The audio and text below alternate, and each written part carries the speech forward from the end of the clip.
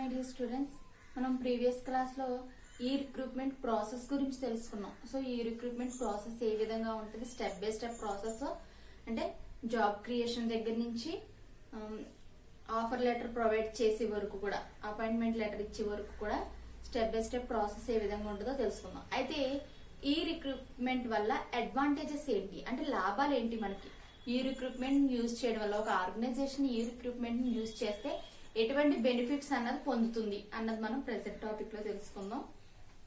So అందులో చూడమ్మా, ఈ రిక్రూట్మెంట్ అడ్వాంటేజెస్. సో అడ్వాంటేజెస్ ఏంటో మనం చూద్దాం.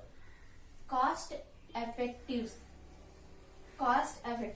ఇక్కడ కాస్ట్ ని తగ్గించుకోవడానికి మనకి ఈ రిక్రూట్మెంట్ అన్నది చాలా హెల్ప్ అవుతుంది అన్నారు. కాస్ట్ తగ్గించుకోవడానికి ఏ విధంగా హెల్ప్ అవుతుంది అంటే, ఏ విధంగా అయితే అప్లికేషన్ ప్రాసెస్, అదే విధంగా అప్లికేషన్ స్కానింగ్ ఇవన్నీ కూడా మనకి ఆన్లైన్ లోని చేయొచ్చు, at the same time offline లోని చేయొచ్చు. ఆఫ్లైన్ లో చేయడం అంటే మాన్యువల్ గా చేయడం. సో ఈ రెండు చేయడం వల్ల అయ్యే ఖర్చు ఒక విధంగానే ఉంటది. ఓకేనమ్మా, ఆఫ్లైన్ లో ఆఫ్లైన్ లో మనం అప్లికేషన్ రిసీవ్ చేసుకుంటే, ఆఫ్లైన్ లో రిసీవ్ చేసుకోవడం అంటే ఏదైనా ఒక పేపర్ వైజ్ గా మనం అప్లికేషన్ అనేది రిసీవ్ చేసుకుంటాం. అలాగే ఆన్లైన్ లో రిసీవ్ చేసుకోవడం అంటే త్రూ సాఫ్ట్ కాపీ కింద మనం రిసీవ్ చేసుకుంటాం. అయితే రెండింటికి ఒక విధమైన కాస్ట్ అవుతుంది. కానీ ఎక్కడ డిఫరెన్స్ వస్తుందంటే, ఈ ఆఫ్లైన్ లో జరిగిన అప్లికేషన్స్ ఏవైతే ఉన్నాయో అవన్నీ కూడా ఒక మాన్యువల్ గా ఒక పర్సన్ అన్న వాళ్ళు అక్కడ వర్క్ చేసి వాటిని రిసీవ్ చేసుకునే ప్రాసెస్ అన్నది చేస్తారు. ఇక్కడ ఆఫ్లైన్ లో ఏమవుతుంది, ఆ అప్లికేషన్ రిసీవ్ చేసుకునే ప్రాసెస్ అంతా కూడా త్రూ టెక్నాలజీని యూజ్ చేసుకుని చేయడం అనేది జరుగుతుంది. సో దానివల్ల ఏమవుతుందంటే లేబర్ కాస్ట్ అన్నది తగ్గుతుంది. సో కాస్ట్ ఎఫెక్టివ్స్ అంటే కాస్ట్ అన్నది ఖచ్చితంగా తగ్గించుకోవడానికి అవకాశం అన్నది మనకి ఈ రిక్రూట్మెంట్ లో ఉంటది అని చెప్పొచ్చు. And next, any time and anywhere. మనం ఏ టైంలో అయినా సరే ఒక పబ్లిష్ చేసిన అడ్వర్టైజ్మెంట్స్ ఏ విధంగా పబ్లిష్ చేస్తారంటే త్రూ ఆన్లైన్ అడ్వర్టైజ్మెంట్స్, లేకపోతే న్యూస్ పేపర్స్ వైజ్ గా గానీ ఇవన్నీ కూడా అడ్వర్టైజ్మెంట్ అన్నది పబ్లిష్ చేస్తారు organisation.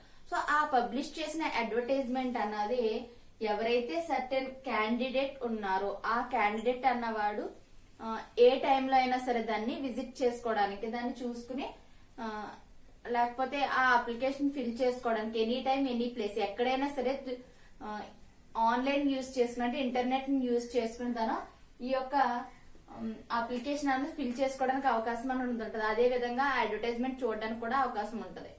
And next, more effective. So ఇందులో ఇది చాలా ఎఫెక్టివ్ గా వర్క్ చేస్తుంది. ఆన్లైన్ లో ఎప్పుడైతే మనం ఒక ప్రాసెస్ పెట్టాము అంటే అప్లికేషన్ ఈ విధంగా ఫిల్ చేయాలని, ఫర్ ఎగ్జాంపుల్ చూడండి, మీకు గూగుల్ ఫామ్స్ పంపిస్తున్నారు. గూగుల్ ఫామ్స్ లో ఏముంటున్నాయి, మీ నేము, డిజిగ్నేషన్, ఇంకా సమ్ డీటెయిల్స్ అన్నది మెయిల్ ఐడి గానీ ఫోన్ నెంబర్ గానీ ఇలా అడుగుతుంది. సో ఏ ఒక్కటి ఫిల్ చేయకపోయినా కూడా మీకు అప్లికేషన్ అన్నది కంప్లీట్ కాదు. అయితే మాన్యువల్ గా చేసినప్పుడు ఏమవుతుంది, సమ్ స్పేస్ అన్నది వదిలేసినా కూడా ఓవర్ లుక్ లో తీసేసుకుంటా ఉంటారు. ఎవరైతే అక్కడ వర్క్ చేస్తున్నారో ఆ ఎంప్లాయ్ ఏం చేస్తారంటే ఆ అప్లికేషన్ రిసీవ్ చేసుకున్నప్పుడు ఓవర్ లుక్ లో ఏం చేస్తారంటే అప్లికేషన్స్ ని తీసుకుంటాడు.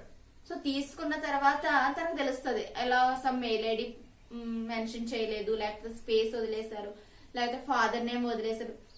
సో ఇలాంటి ప్రాబ్లమ్స్ అన్ని తర్వాత అరైజ్ అవుతుంది. ఇక్కడ ఏమవుతుంది, ఎప్పుడైతే ఆన్లైన్ అప్లికేషన్స్ ఇవ్వడం వల్ల మోర్ ఎఫెక్టివ్, ఖచ్చితంగా ఆ ప్రతి ఒక్క కాలం కూడా ఫిల్ చేయాల్సి ఉంటది. ఎవరైతే అప్లై చేస్తున్నారో ఆ పర్సన్, ఆ క్యాండిడేట్ ఖచ్చితంగా ప్రతి ఒక్క కాలం ని ఫిల్ చేయాల్సి ఉంటుంది. సో దానివల్ల మోర్ ఎఫెక్టివ్, అది ఎలా ఉంటది అంటే ఎఫెక్టివ్ గా ఉంటది అని చెప్తాను. నెక్స్ట్, ఫ్లెక్సిబిలిటీ అంటే మనం ఒక పేపర్ చూసుకున్నట్టయితే పేపర్ మీద అప్లికేషన్ ఫిల్ చేస్తున్నాం. అప్లికేషన్ ఫిల్ చేసినప్పుడు ఏదైనా మిస్టేక్స్ అవ్వడం అన్నది కామన్. చిన్ని మిస్టేక్స్ ఖచ్చితంగా జరుగుతాయి. సో ఆ మిస్టేక్స్ జరుగుతున్నప్పుడు ఏం చేస్తాం, వైట్నర్ వేయడమనో లేకపోతే దాన్ని మొత్తం అప్లికేషన్ మార్చేస్తాం. మళ్ళీ అది తీసి పక్కన పెట్టేసి వేరే అప్లికేషన్ లో మళ్ళీ ఫిల్ చేయడం మొదలెడతాం. మళ్ళీ ఏదైనా మిస్టేక్ వస్తే మళ్ళీ వేరే అప్లికేషన్. సో దీనివల్ల ఏమవుతుంది, టైం టేకెన్ అవుతుంది, అక్కడ అప్లికేషన్స్ అన్నవి కాస్ట్ కూడా పెరుగుతుంది. సో ఆ ప్రాబ్లం లేకుండా ఈ రిక్రూట్మెంట్ అంటే ఎలక్ట్రానిక్ లో ఏమవుతుంది, ఫ్లెక్సిబిలిటీ అన్నది కల్పిస్తుంది. ఫ్లెక్సిబిలిటీ అంటే ఇక్కడ ఏంటంటే edit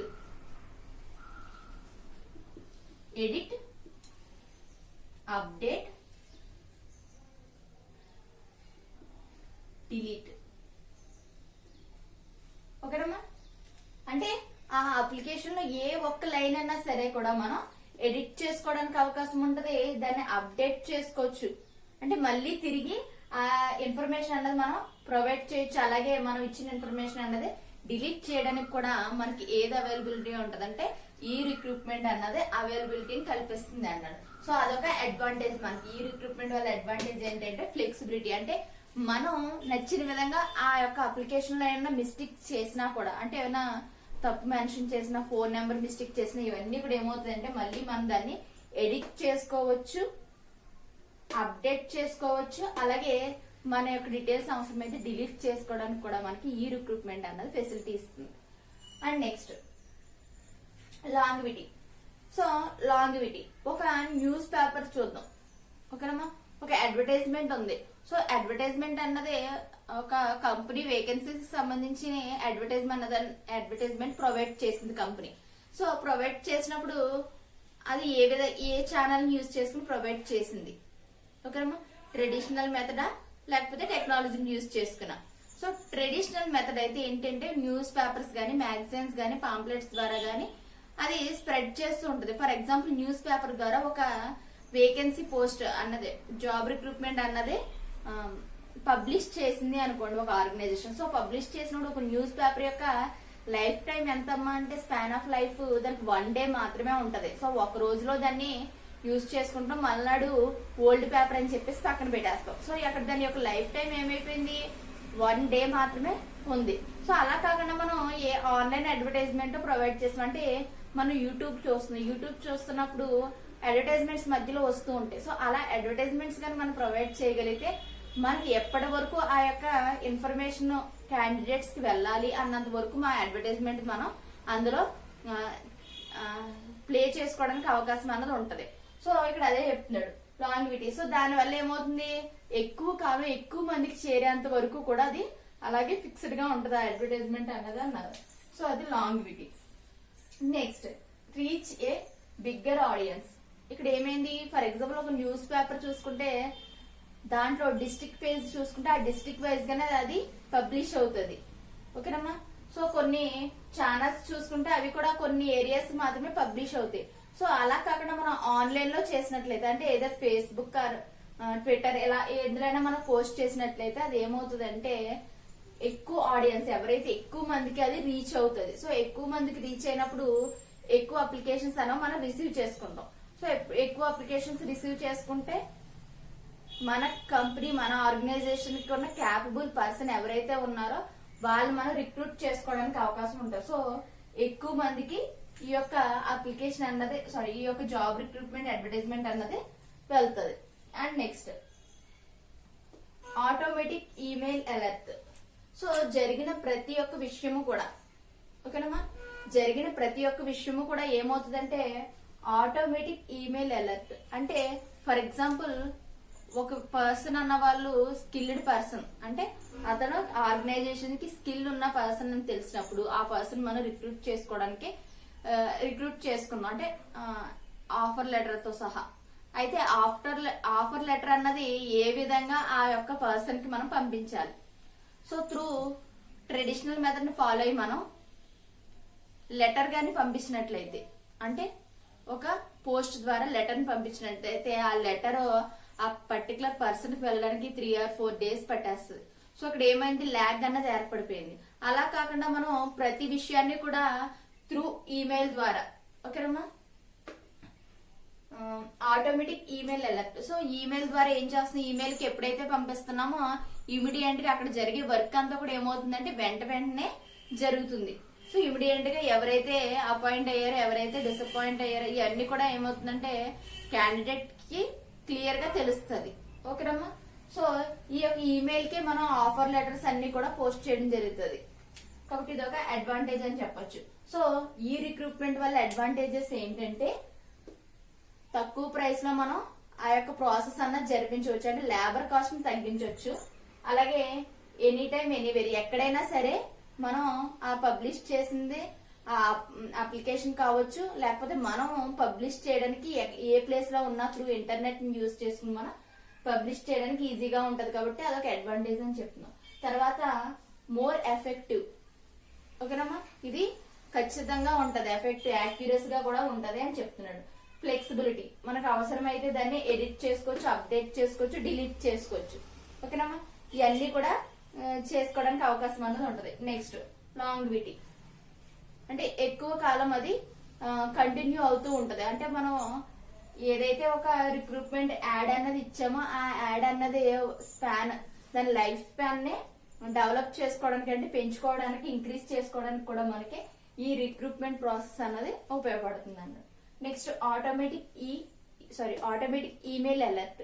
so automatic email alert అంటే జరిగిన ప్రతి విషయాన్ని కూడా మనం ఈమెయిల్ ద్వారా ఆ పర్టికులర్ క్యాండిడేట్ కి అందుబాటులో ఉండడానికి ఈ ఆటోమేటిక్ అలర్ట్ అనేది ఉపయోగపడుతుంది, ఈమెయిల్ అలర్ట్ అనేది. ఓకేమా. Next disadvantage. సో ప్రతిదానికి అడ్వాంటేజెస్ ఉన్నట్టే డిసడ్వాంటేజెస్ కూడా ఖచ్చితంగా ఉంటాయి. అయితే ఈ డిసడ్వాంటేజెస్ ఏంటో చూద్దాం. టెక్నికల్ ఆర్ సెక్యూరిటీ ఇష్యూస్ అంటాం. చూడమ్మా, technical are security issues. So technical are security issues అంటే ఏంటంటే ఇక్కడ క్యాండిడేట్ ఎవరైతే ఉన్నారో తన ఫుల్ ఇన్ఫర్మేషన్ అన్నది ఆ యొక్క వెబ్సైట్ లో పోస్ట్ చేయాల్సి ఉంటుంది. ఏంటంటే తన ఫోన్ నెంబర్, తన మెయిల్ ఐడి, అదేవిధంగా ఇంకా ఏమైనా ఫర్దర్ డీటెయిల్స్ ఉంటాయి, తన నేమ్, తన ఫాదర్ నేమ్, ఇవన్నీ కూడా మెయిల్ ఐడిలో పోస్ట్ చేయాల్సి ఉంటుంది. సో ఎప్పుడైతే అలా ఫిల్ చేస్తున్నాడో ఆ యొక్క వెబ్సైట్ ట్రూ వెబ్సైట్ అయితే ప్రాబ్లం లేదు. ఎటువంటి ఫేక్ వెబ్సైట్స్ అంటే ఎవరైనా వేరే ఉద్దేశంతో ఫేక్ ఐడీలతోని రిక్రూట్మెంట్ ఉన్నా లేకపోయినా ఉన్నట్టుగా, అంటే ఫేక్ రిక్రూట్మెంట్స్ కూడా క్రియేట్ చేసి సో ఎవరైతే క్యాండిడేట్స్ ని వాళ్ళు మోసం చేసే అవకాశం అనేది ఎక్కువగా ఉంటుంది. సో అందువల్ల ఏంటంటే సెక్యూరిటీ ఇష్యూస్ అన్నవి ఎక్కువగా ఉంటాయి ఈ రిక్రూట్మెంట్ లో. ఓకేనమ్మా. నెక్స్ట్ వచ్చేసి లార్జ్ రెస్పాన్స్ రేట్. ఇక్కడ ఏమవుతుంది చూడండి, రీచ్ ఏ బిగ్గర్ ఆడియన్స్, ఎక్కువ మంది ఆడియన్స్ కి రీచ్ అవుతుంది. సో ఎక్కువ మంది ఆడియన్స్ కి రీచ్ అయినప్పుడు ఏమవుతుంది, ఎక్కువ మంది క్యాండిడేట్స్ అప్లై అన్నది చేస్తారు. ఆ యొక్క పర్టికులర్ జాబ్ కి, ఒక జాబ్ కి ఎక్కువ మంది క్యాండిడేట్స్ అప్లై చేస్తారు. సో అలా అప్లై చేసినప్పుడు వాళ్ళు ఎవరిని రిక్రూట్ చేసుకోవాలి అన్న ఒక క్వశ్చన్ మార్క్ అన్నది మనకి ఏర్పడుతుంది. సో వాళ్ళు ఎవరు క్యాపబుల్ అన్నది, ఇదంతా కూడా సర్చింగ్ ప్రాసెస్ అనేది ఎక్కువైపోతూ ఉంటది. వాళ్ళు ఎవరిని సెలెక్ట్ చేయాలన్న ప్రాసెస్ ఎక్కువైపోతుంది. సో ఇది ఏమవుతుంది, దీని వల్ల ఏంటంటే లార్జ్ రెస్పాన్స్ రేట్, ఎక్కువ మంది రెస్పాండ్ అవడం వల్ల కంపెనీ ఏం చేస్తుందంటే ఎవరిని తీసుకోవాలన్నది ఒక కన్ఫ్యూజన్ అన్నది ఏర్పడుతుంది అని చెప్తున్నాడు. Next informal. ఇదంతా కూడా ఫార్మల్ లో జరగదు. అంటే company formal rules, informal rules అని ఉంటాయి. అంటే ఏదైనా ఒక విషయము అఫీషియల్ గా పైనుంచి ఒక ఆర్డర్ ప్రకారం ఆ ఫార్మల్ వేలో వర్కర్స్ గానీ కింద పనిచేసే వాళ్ళకి కానీ తెలిస్తే దాన్ని ఫార్మల్ కమ్యూనికేషన్ అంటారు. ఇది ఏమవుతుందంటే ఇన్ఫార్మల్ కమ్యూనికేషన్. ఇక్కడ ఎవరో కూడా ఎవరికి డైరెక్ట్ గా కాంటాక్ట్ అవ్వరు, ఎవరైతే క్యాండిడేట్ ఉన్నారో వాళ్ళతో డైరెక్ట్ గా కాంటాక్ట్ అవ్వరు. సో దాని వల్ల ఏంటంటే అది ఇన్ఫార్మల్, జరిగిందా, ఖచ్చితంగా రిక్రూట్మెంట్ ఉన్నదా లేదా అన్నది క్యాండిడేట్ కి తెలియదు. ఇది ఒరిజినల్ వెబ్సైటా లేకపోతే ఫేక్ వెబ్సైట్ అన్నది కూడా క్యాండిడేట్ కి తెలియదు. సో ఇవన్నీ కూడా ఇన్ఫార్మల్ కాబట్టి ఇది ఒక డిసడ్వాంటేజ్ అని మనం చెప్తాం. నెక్స్ట్ వచ్చేసి ఫేక్ అప్లికెంట్స్. సో ఈ అప్లై చేసే వాళ్ళు ఎవరైతే ఉన్నారో వాళ్ళందరూ కూడా ట్రూ అప్లయర్స్ కాకపోవచ్చు ఒక్కొక్కసారి. సో వాళ్ళు కూడా ఫేక్ అప్లయర్స్, అంటే అప్లై చేస్తారు కానీ వాళ్ళు ఫేక్ ఐడెంటిటీస్ తోని కానీ అప్లై చేసినప్పుడు ఏమవుతుందంటే మనం లాస్ అవుతాం. సో వాళ్ళు స్కిల్డ్ పర్సన్స్ కాదు. సో అందుకని చెప్పేసి ఇవన్నీ కూడా డిసడ్వాంటేజెస్ గా మనం ఈ రిక్రూట్మెంట్ యొక్క డిసడ్వాంటేజెస్ గా మనం చెప్తాం. ఓకేనమ్మా.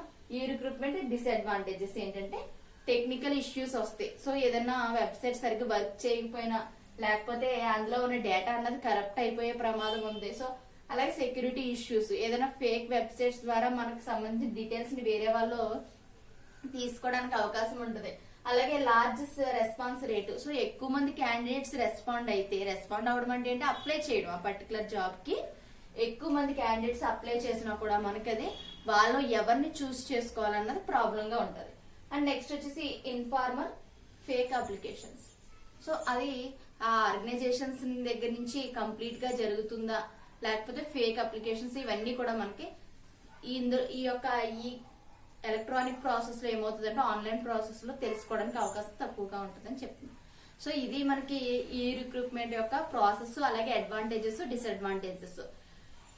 నెక్స్ట్ ఈ రిక్రూట్మెంట్ లో ఇంకా ఏ విధంగా ఇంకా ఏ విధంగా రిక్రూట్ చేసుకుంటారంటే మనకు బాగా తెలిసింది ఏంటంటే క్యాంపస్ ఇంటర్వ్యూస్ అమ్మ.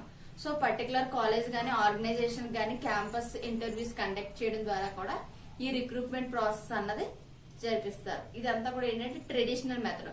సో ఆన్లైన్ మెథడ్ లో అయితే ప్రెసెంట్ కరోనా ఎఫెక్ట్ ఏమవుతుంది, మొత్తం కూడా ఈ యొక్క ఇంటర్వ్యూస్ కూడా ఆన్లైన్ లోనే జరుగుతున్నాయి.